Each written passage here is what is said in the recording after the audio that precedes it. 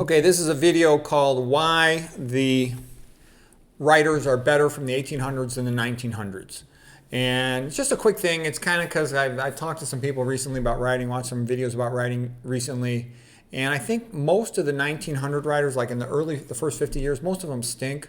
There's a few good ones. And it's also because the schools, the colleges, the high schools, they tend to glorify all the scumbags and to not tell you about the good ones.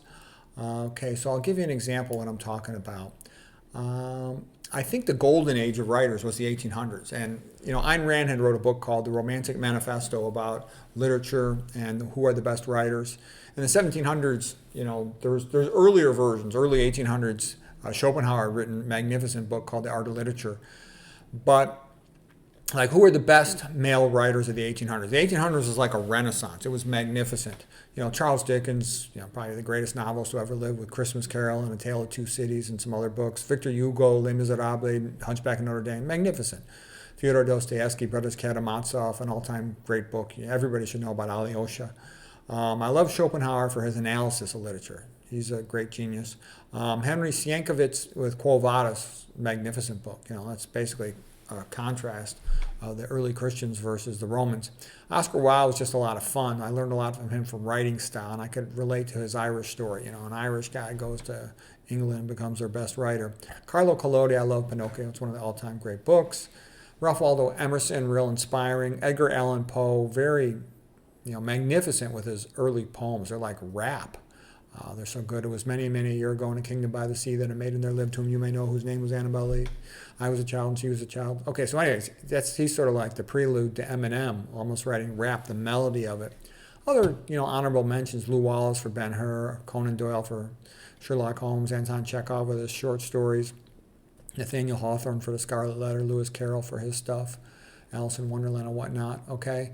In the 1900s, usually the best male writers were not the novelists. They were sort of like history writers, things like that.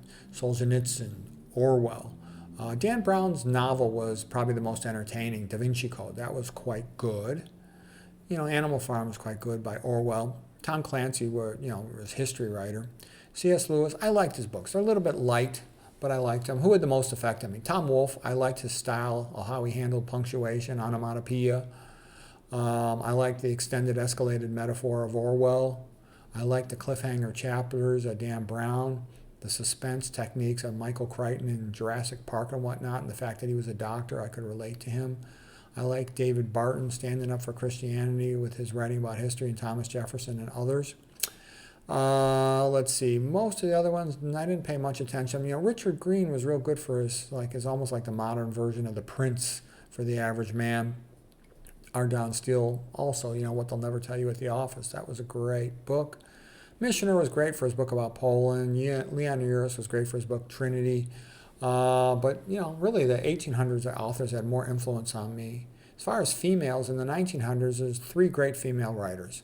First one is Margaret Mitchell. Gone with the Wind is a masterpiece of the highest order. It's a magnificent novel. It's one of the all-time greatest top 10 novels ever written. Everybody should read Gone with the Wind and read about the historical context of it. That book's, there's like nothing else like that book, okay? And it's also seen into the mind of the woman. Almost all books are written by men. So to read a book from the perspective of a woman, it's really interesting. And basically, Scarlett O'Hara, Irish, beautiful lady, she made a chump out of her couple of husbands there. And it's kind of like, oh my God, it sounds like my wife making a chump out of me. Ayn Rand, absolutely brilliant, smartest woman who ever lived. Ann Coulter, though, she's much funnier than Ayn Rand. She's a much more entertaining writer than Ayn Rand. I like Ayn Rand, though, because she's so smart. She gets right to the point. I learned a lot from her. Her novels, they fall flat emotionally, but intellectually, they're great. Okay, none of the 1800 female writers had any effect on me. I didn't read them that much. Okay, but then what do I mean by the 1900 writers? They suck. Okay, Fitzgerald had a skill with his prose. Hemingway had interesting prose, but Hemingway is an atheist, so there's sort of like no point or meaning to his books. You don't want to go back to him. James Joyce, he had a little bit of talent with his prose, but he was such a jerk. He's an alcoholic screw-up. Fitzgerald was also an alcoholic screw-up, even though, yeah, I do like some of his early prose. T.S. Eliot was such a wimp, The Wasteland. What a piece of crap that is. Even though I do like some traditionalist things about him. I like that he liked Dante. Okay, Aldous Huxley, became a drug addict. Brave New World was a magnificent book. These other ones, get the heck out of here. Virginia Woolf, Sylvia Plath, David Foster Wallace. People who commit suicide at a young age. I want to read an author who had obstacles and learned how to overcome them, who was resilient, who was successful. I don't want to listen to drug addicts and alcoholics. They're people who I would avoid. So anyways, what I'm trying to say is the modernism sort of glamorizes these low-life scumbags, and they don't teach people about these great writers. You can learn a lot from some of these people. So anyways, just a couple thoughts.